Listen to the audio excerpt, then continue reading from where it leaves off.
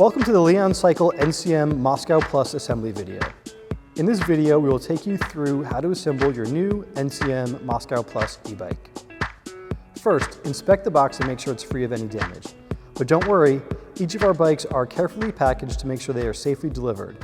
If you see any bike parts sticking out of the box or notice any damage, please contact our customer service team. Cut away the packing material using scissors. Be careful not to damage your new e-bike. First, we're going to install the saddle. Find your saddle in the box and loosen the seat clamp using the hex tool provided with your e-bike. Slide the seat post in and tighten the clamp.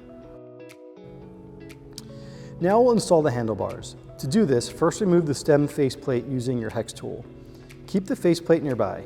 Now take your handlebars and make sure that the brake cables are correctly aligned on both sides of the bike.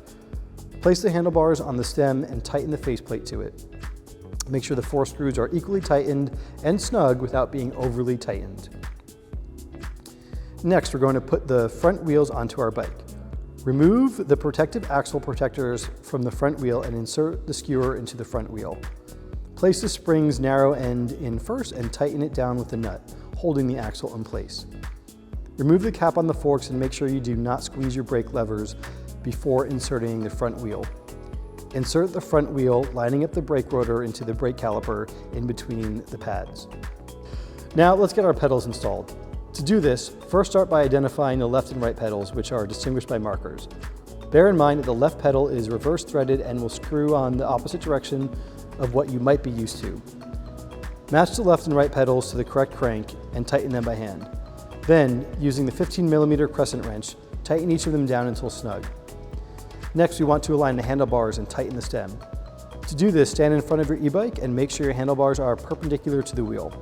To charge your e-bike battery, insert your key into the lock on the left-hand side of your bike frames and turn it, allowing you to remove the battery and charge it using the cable included.